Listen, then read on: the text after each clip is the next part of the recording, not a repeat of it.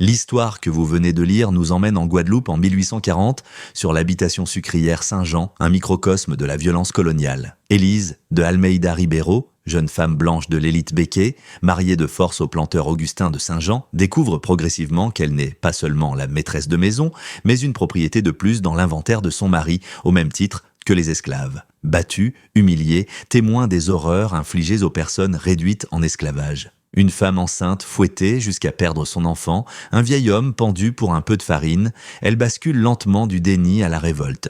Guidée par Manne Cécile, guérisseuse esclave qui lui transmet le savoir des plantes, Élise obtient un poison à base de manioc amer qui paralyse le corps mais laisse la conscience intacte. Avec la complicité de Zéphyr et Emmanuel, deux esclaves qui la reconnaissent comme une sœur de captivité, elle empoisonne Augustin, le force à expérimenter l'impuissance absolue et déclenche une insurrection sanglante contre ses commandeurs. L'habitation est brûlée, les esclaves se dispersent, tout monte dans les mornes, où Élise, enceinte, rejoint un camp de marrons pour construire une vie libre. Officiellement, les archives coloniales ne retiennent qu'un accident et une maîtresse présumée morte. Officieusement, la mémoire populaire raconte encore l'histoire de cette femme qui a incendié sa propre cage dorée. Voici maintenant la réécriture complète, pensée comme un script de vidéo YouTube mêlant narration, analyse et commentaires pour respecter le fair use, en texte continu. Imaginez la scène, la nuit est lourde, saturée d'humidité, quelque part en Guadeloupe, vers 1840. Vous entendez les grillons, les feuilles des bananiers qui froissent sous le vent, peut-être même la rumeur lointaine de la mer. Mais à l'intérieur de la grande maison, ce n'est pas le bruit des vagues qui domine, c'est un claquement sec, régulier, obscène, un fouet qui déchire l'air, puis la peau. Et ce soir-là, la peau qui lacère n'est pas noire. C'est le dos d'une femme blanche, la maîtresse de l'habitation Saint-Jean. Elle s'appelle Élise de Almeida Ribeiro et à genoux dans son propre sang, elle découvre brutalement quelque chose que personne ne lui a jamais dit en face. Dans ce monde, elle aussi est une chose, un bien, une propriété. Bienvenue sur cette chaîne où l'on raconte les histoires que les livres d'histoire préfèrent oublier. Si vous restez avec moi jusqu'au bout, vous verrez comment une femme que tout destinait à fermer les yeux va choisir de brûler sa propre prison. Et ce que ça dit de nos sociétés, encore aujourd'hui. Élise est née du bon côté de la plantation. Fille unique d'un planteur de café ambitieux, elle a grandi dans des salons où l'on parle français avec un accent créole, où l'on boit du vin importé de Bordeaux pendant qu'au loin, dans la nuit, un autre fouet claque sur des dos anonymes. Comme beaucoup de jeunes filles de son rang, on l'a éduquée pour sourire, jouer du piano, réciter des vers, pas pour penser le monde. À 20 ans, elle n'est pas une personne. Elle est une dot. Quand Augustin de Saint-Jean, veuf et propriétaire de la plus grande sucrerie du coin, demande sa main, son père n'hésite pas. Pour lui, c'est une promotion sociale. Une alliance de fortune et de prestige. Pour Élise, c'est une cage dorée qui se referme. Le mariage est somptueux. Robe blanche, messe à Pointe-à-Pitre, discours, rire, promesses. Ce que personne ne voit, ce que personne ne veut voir, c'est le regard d'Augustin quand la porte de la chambre nuptiale se referme. Il ne regarde pas une épouse, il regarde un objet qu'il vient d'acquérir. Un corps qui lui appartient, comme les hectares de cannes à sucre, comme les cases à nègre, comme la sucrerie et ses machines qui broient les tiges jusqu'à la dernière goutte. Beaucoup de violences conjugales commencent comme ça, dans le déni. On se dit, ça va s'arranger, il a bu, il a souffert, il a perdu sa première femme, il est brisé, on rationalise. Élise va passer des années à se raconter ce genre d'histoire. L'habitation Saint-Jean elle-même est un personnage. D'un côté, la grande case, murs blancs, carreaux portugais, meubles en acajou, lustres de cristal. Un décor de civilisation où l'on parle de Paris, de mode, de politique impériale, où on se plaint des prix du sucre comme d'autres se plaignent du mauvais temps. À quelques dizaines de mètres de là, un autre monde, les cases à nègres, petites cabanes de bois et de chaume où s'entassent plus de 80 êtres humains. La nuit y est lourde de chaleur, de sueur, de fumée de bois et d'herbes médicinales. Il n'y a ni intimité ni repos, seulement une fatigue accumulée jusqu'à ce que les corps lâchent. Entre ces deux mondes, une frontière invisible mais jamais étanche, les cris franchissent toujours les murs. Chaque plantation antillaise de l'époque fonctionne comme une machine bien huilée, et Saint-Jean ne fait pas exception. La cloche sonne avant l'aube, arrachant les esclaves à un sommeil trop court. Ensuite, c'est la marche vers les champs, la canne à sucre qui s'étend à perte de vue, feuilles tranchantes comme une lame sous un soleil sans pitié. Les mains saignent, les dos se brisent, les corps se cassent. La nourriture est rare et monotone, igname bouilli, farine de manioc, un peu de morue salée quand le maître est de bonne humeur. Mais la vraie faim est ailleurs. On peut survivre à l'estomac qui gargouille.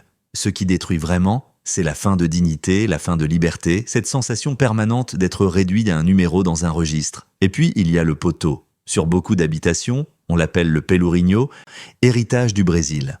Une poutre de bois plantée au centre de la cour, griffée par les cordes, lustrée par les corps, tordue sous les coups. C'est là que se joue la justice du maître. À Saint-Géant, tout le monde se souvient de Joachim, un gamin de 15 ans qui a reçu 50 coups de fouet pour avoir renversé du jus de canne. Il est mort 3 jours plus tard, le dos infecté. Personne n'a pleuré à voix haute. Pleurer, c'est se dénoncer. Alors on avale les larmes, on laisse les morts s'accumuler sous la surface, comme les racines d'une colère qui attend son heure. Au début, Élise regarde tout ça de loin. Elle est choquée, bien sûr, mais elle se dit que c'est comme ça. On l'a élevée dans cette idée. Il y a des maîtres, des esclaves, des lois, un ordre naturel. Elle s'accroche à cette fiction parce que la remettre en cause, ce serait remettre en cause son propre confort, sa propre position. Et comme beaucoup d'entre nous, elle préfère ne pas trop voir ce qui la rendrait coupable. Pourtant, un détail la distingue de certains membres de son milieu. Elle connaît les prénoms des esclaves de maison. Elle les regarde dans les yeux. Ce geste, minuscule dans notre regard contemporain, a une portée énorme dans ce monde-là. Regarder quelqu'un dans les yeux, c'est reconnaître qu'il existe. C'est probablement ce qui va la sauver et la condamner. C'est ainsi qu'elle rencontre Mane-Cécile. Officiellement, c'est une vieille esclave trop âgée pour les champs, affectée aux tâches légères. Soigner, préparer des remèdes, assister les accouchements. En réalité, c'est un concentré de savoir. Arrachée à l'Afrique des décennies plus tôt, elle a traversé l'Atlantique. La cale, les fièvres, les coups, les deuils. Elle a appris à survivre, à lire les plantes, à écouter ce que la forêt, les racines, les feuilles murmurent à ceux qui savent attendre. Pour les maîtres, c'est une négresse qui fait des tisanes. Pour les esclaves, c'est une guérisseuse, parfois une prêtresse. Un jour, Élise tombe malade. Une fièvre brutale la terrasse, Augustin est en voyage et aucun médecin blanc n'est disponible. Les domestiques prennent un risque énorme. Ils font venir Mane-Cécile dans la chambre de la maîtresse. C'est un moment de bascule. La vieille femme entre, avec son panier d'herbes, son regard droit. Elle ne joue pas à la servante effacée. Elle dit simplement « Vous allez boire ça, ça aura mauvais goût, mais demain la fièvre sera partie. » Élise obéit. Le lendemain, elle va mieux. Ce n'est pas seulement son corps qui a changé. C'est son rapport à cette femme que le système a placée tout en bas. Pour la première fois, la hiérarchie se fissure.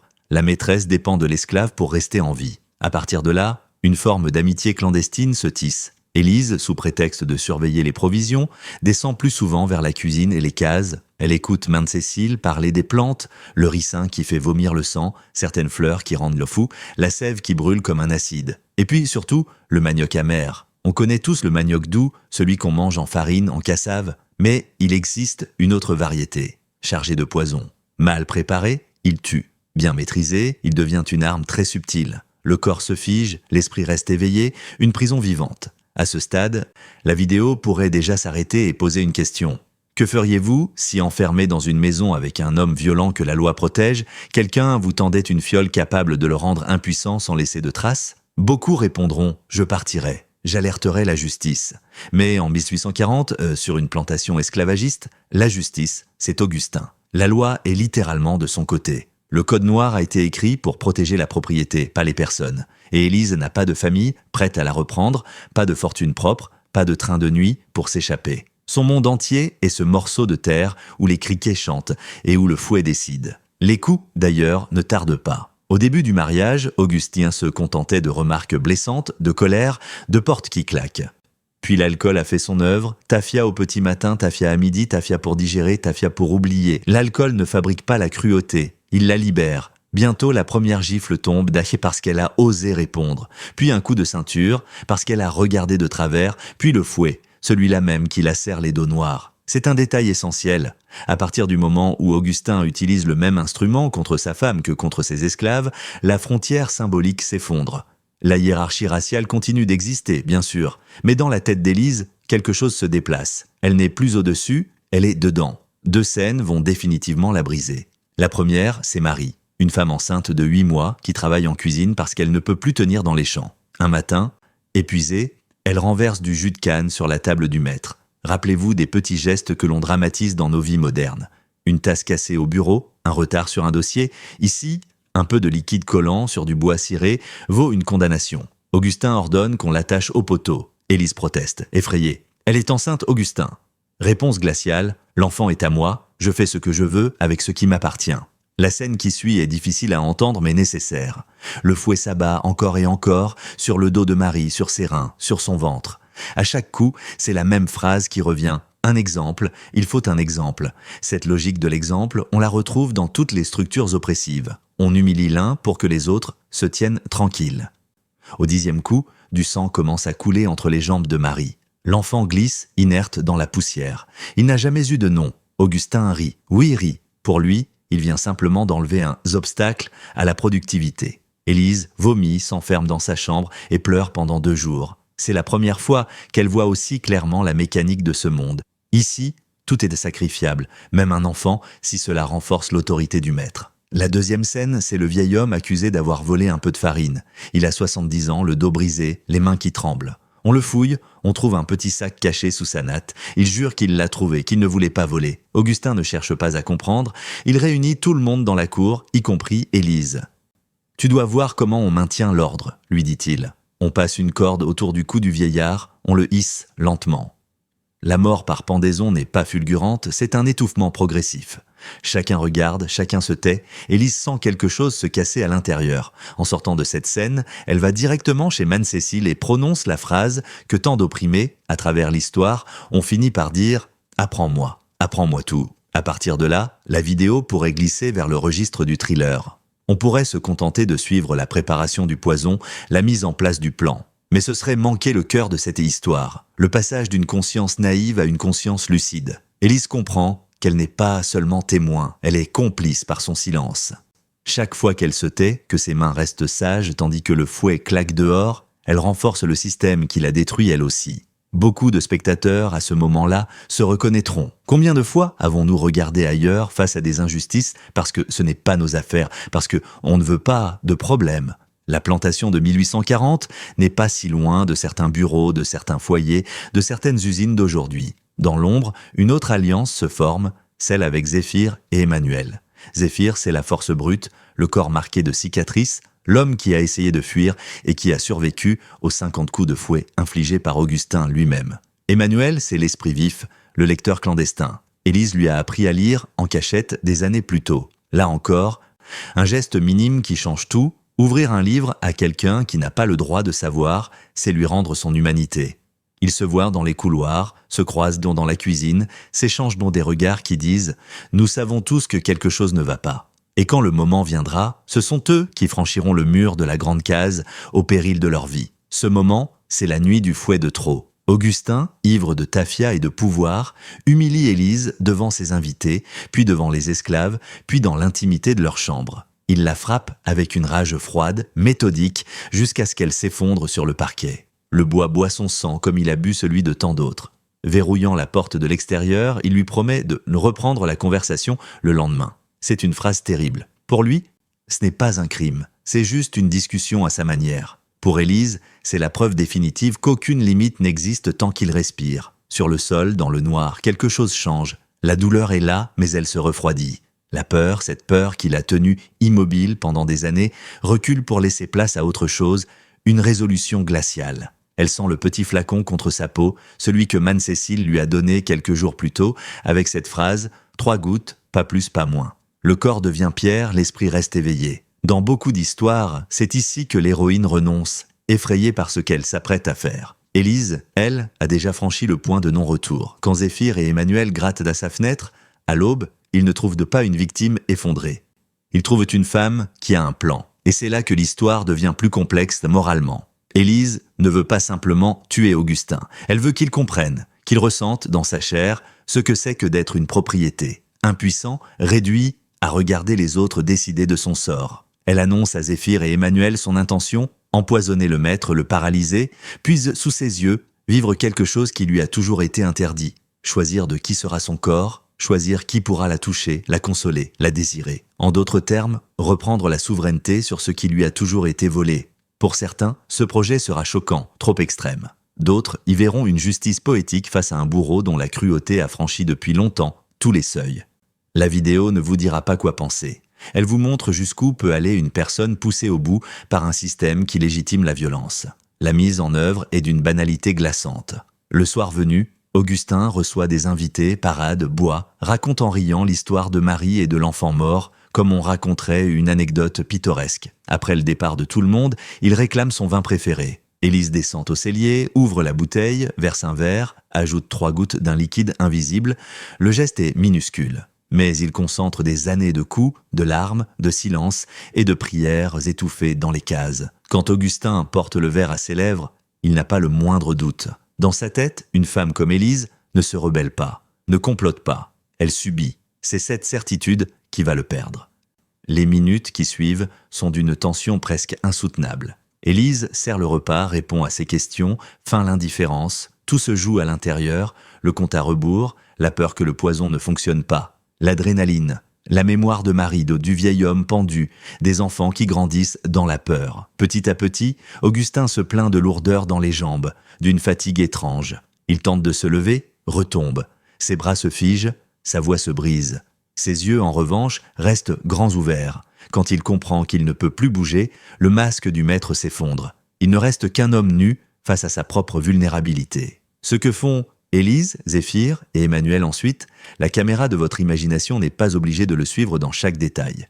Retenez seulement ceci. Dans ce salon où Augustin a tant de fois imposé sa loi, ils inversent le regard. Celui qui regardait, sans jamais être vu, devient un spectateur prisonnier. Ceux qui étaient forcés de détourner les yeux se regardent entre eux comme des êtres humains complets, capables de désir, de tendresse, de colère et de choix. Ce qui se joue là n'est pas une scène de sexe gratuite, mais un acte politique violent. Arracher le corps d'Élise au statut de propriété, affirmer que rien, pas même un mariage sacré, aux yeux de l'Église coloniale ne donne le droit de disposer d'un autre être humain. Augustin, pétrifié dans son fauteuil, voit sa fiction de propriétaire se dissoudre. Et ça, pour lui, est pire que la mort. Quand l'aube se lève, Augustin est encore en vie, mais brisé. Son cœur lâchera peu après. Pour Élise, ce n'est pourtant pas fini.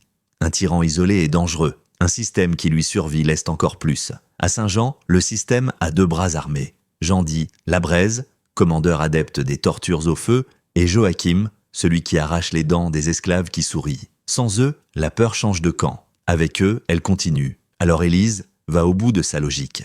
Elle attire Jean dans le salon, sous prétexte que le maître veut le voir. Il arrive sûr de lui, se penche vers Augustin, immobile, ne comprend pas, n'a pas le temps. Un coup de barre de fer, les liens qui se serrent, la peur qui naît enfin dans ses yeux. Ce qu'il subit ensuite ressemble à ce qu'il a infligé toute sa vie.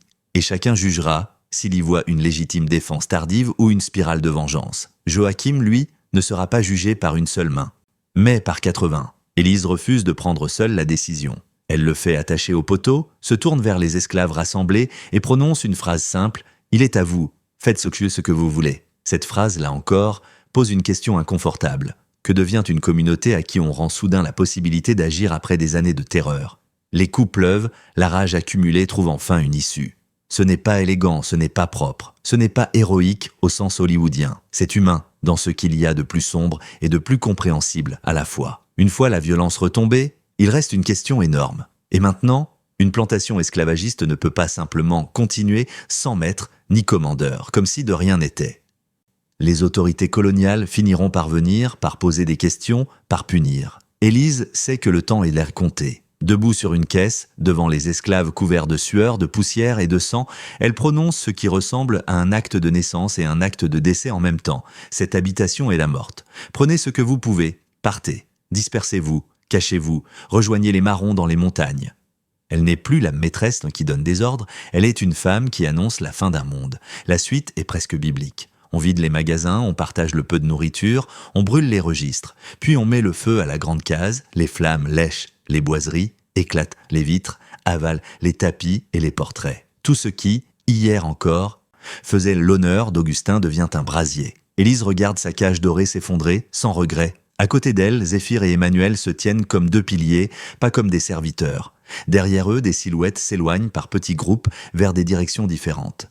Certains tenteront de se fondre dans les villes, d'autres retourneront, la mort dans l'âme, chez d'autres maîtres, parce que la peur du pire reste plus forte que l'espoir. D'autres encore marcheront vers les mornes, ces montagnes, où, depuis des décennies, des esclaves fugitifs building des villages cachés. C'est là qu'on retrouve Élise quelques mois plus tard. La caméra quitte les cendres de Saint-Jean pour suivre un sentier escarpé, couvert de fougères, qui serpente dans la forêt tropicale. À flanc de montagne, un petit camp apparaît, quelques cases en bois, un feu, des enfants qui jouent, des adultes qui plantent, construisent, chantent. On respire enfin. L'air est frais, l'odeur n'est plus celle de la sucrerie mais de la terre mouillée. Élise sort d'une case, le ventre arrondi par une grossesse avancée. On ne sait pas qui était le père. Dans ce camp, la question a moins d'importance que dans le monde d'en bas. Ce qui compte, c'est que cet enfant naîtra hors du registre d'une habitation, hors de la logique de propriété. Pour la première fois de sa vie, Élise se tient dans un lieu où personne n'appartient à personne. Elle prend une poignée de terre rouge, la même couleur que celle qui a bu tant de sang à Saint-Jean, mais ici elle est fertile, vivante. Elle y plante quelques graines que Mane-Cécile lui a confiées avant de partir avec un autre groupe. Geste simple, planter quelque chose là où on était programmé pour ne faire que couper, arracher, récolter pour les autres. Autour d'elle, Zéphyr et Emmanuel sourient. Ils apprennent à rire, à parler sans chuchoter, à vivre des journées entières sans entendre le bruit d'un fouet. C'est un apprentissage en soi. La liberté n'est pas un état, c'est une pratique, jour après jour, avec ses peurs, ses rechutes, ses douleurs. La vidéo pourrait s'arrêter sur ce camp de marron, sur la promesse murmurée par Élise à l'enfant qu'elle porte. Tu grandiras dans un monde où personne ne t'achètera, où personne ne pourra te marquer au fer. Mais il reste un dernier détour à faire. Revenir aux archives. Parce que ce qui est terrifiant, dans cette histoire, ce n'est pas seulement la violence brute, c'est aussi la façon dont elle disparaît des textes officiels. Dans les documents coloniaux, on trouvera peut-être mention d'un incendie accidentel à l'habitation Saint-Jean en 1840. On y lira que Madame Élise de Saint-Jean est présumée morte. Point. Pas un mot sur les coups, les pendaisons, les enfants morts, les alliances, la fuite vers les mornes. L'administration aime les phrases qui ferment. Heureusement, il existe une autre mémoire. Celle des descendants de marrons, de paysans, de familles qui ont transmis des histoires à voix basse lors des veillées, sous les étoiles. Dans ces récits, on parle d'une femme blanche qui a refusé de rester à sa place, qui a compris qu'elle partageait avec les esclaves plus qu'elle ne voulait l'admettre leurs conditions de choses aux yeux du maître. On dit qu'elle a mis le feu à sa propre maison, qu'elle a rejoint les montagnes, qu'elle a souri en regardant les flammes avaler les murs. On ne sait pas exactement ce qu'elle est devenue. Peut-être est-elle morte de maladie, peut-être a-t-elle vu l'abolition de l'esclavage en 1848. Ce flou, paradoxalement, lui rend sa liberté. Elle échappe à la catégorie de les propriétés. Alors, que retenir de cette histoire, vous qui regardez cette vidéo depuis un monde qui se croit très loin de 1840 ? D'abord, que les systèmes de domination ont besoin de complices silencieux pour survivre. Tant qu'Élise se disait « ce n'est pas mes affaires », Augustin était intouchable. Ensuite, que les frontières entre dominants et dominés peuvent se déplacer d'un coup, dès que les instruments de la violence franchissent le seuil de la maison. Une femme qui se croit protégée par sa race et sa classe peut découvrir du jour au lendemain qu'elle est, elle aussi, un bien. Que ce soit en Guadeloupe au XIXe siècle, dans un foyer aisé où on minimise les coups d'un mari, ou dans une entreprise moderne où les humiliations psychologiques sont banalisées, la logique est la même. Tant que l'autre est réduit à une fonction, à un rôle, à un statut, tout devient permis. Enfin, cette histoire nous rappelle que la justice n'est pas toujours une belle salle de tribunal, avec un juge impartial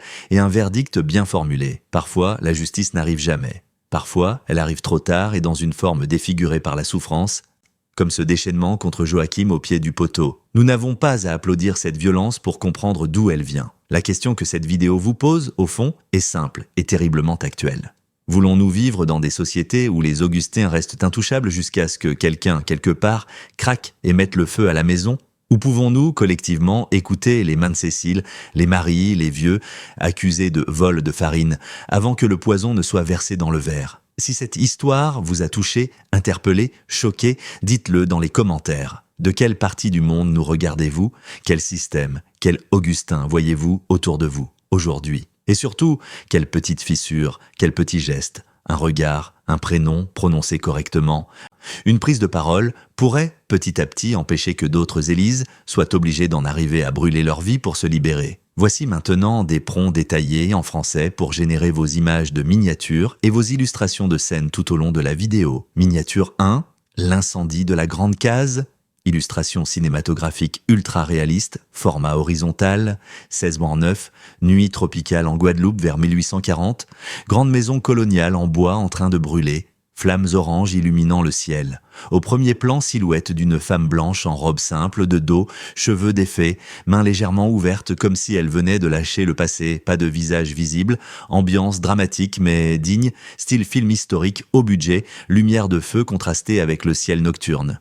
Miniature 2, Le fouet et la fiole, plan serré sur une table en bois ancien, éclairage de bougies chauds, main féminine pâle tenant une petite fiole de verre contenant un liquide jaune pâle posé à côté d'un fouet de cuir sombre enroulé, quelques gouttes de vin rouge dans un verre, décor d'intérieur colonial, nappe brodée, assiette en porcelaine, atmosphère de tension, contraste entre la violence brute du fouet et la menace silencieuse du poison, style illustration réaliste. Miniature 3, la maîtresse qui comprend qu'elle est une propriété. Portrait semi-rapproché d'Élise, jeune femme blanche, aux traits fins, visage marqué par un bleu récent, regard droit, déterminé mais triste.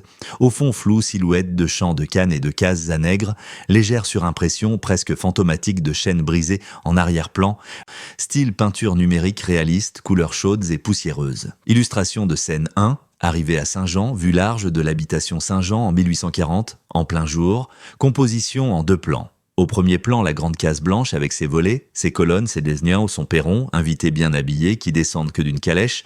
Au second plan, les champs de cannes et plus loin, les petites cases en bois où l'on devine des silhouettes noires au travail, ciel bleu intense, lumière écrasante, style film historique réaliste. Illustration de scène 2. La première rencontre avec Mane Cécile, intérieur tamisé d'une chambre coloniale, lit à baldaquin, rideau de mousseline, une jeune femme blanche, fiévreuse, allongée, cheveux collés au front, et près d'elle, une vieille femme noire, assise sur un tabouret, foulard coloré sur la tête. Panier d'herbes médicinales à ses pieds, elle lui tend une calebasse fumante, lumière venant d'une fenêtre ouverte, contraste de peau et de tissu, atmosphère intime et respectueuse. Illustration de scène 3, le travail au champ, plan large horizontal sur un champ de cannes à perte de vue sous un soleil brûlant, rangée de travailleurs et travailleuses menoirs courbés, machettes en main, quelques enfants qui ramassent.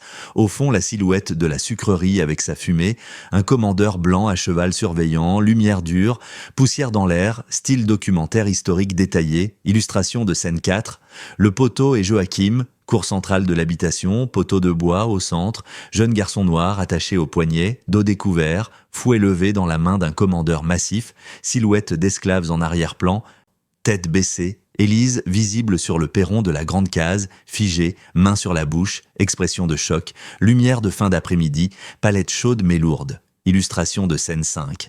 Marie enceinte au poteau, scène dramatique centrée sur une femme noire enceinte, ventre très rond, attachée au poteau, robe déchirée au dos, visage tourné vers le ciel en pleurs, Augustin derrière elle, main levée avec le fouet, foule figée autour, dont Élise à demi cachée derrière un pilier, expression déchirée, ambiance oppressante, nuages lourds dans le ciel comme si un orage allait éclater. Illustration de scène 6, la pendaison du vieil homme, cours de plantation au crépuscule, vieux noir maigre suspendu à une corde, pieds nus à quelques centimètres du sol, silhouette d'esclaves alignés, visage fermé, un Augustin au centre, bras croisés, expression froide, Élise un peu en retrait, visage hors champ ou flou pour laisser place à l'imagination, ciel orangé qui se teinte de violet, ombre longue. Illustration de scène 7, la leçon de plante, intérieur d'une petite case d'esclaves, murs en bois brut, feu au sol, marmite de terre, Mane Cécile et Élise assises l'une en face de l'autre. Table basse recouverte de racines de manioc,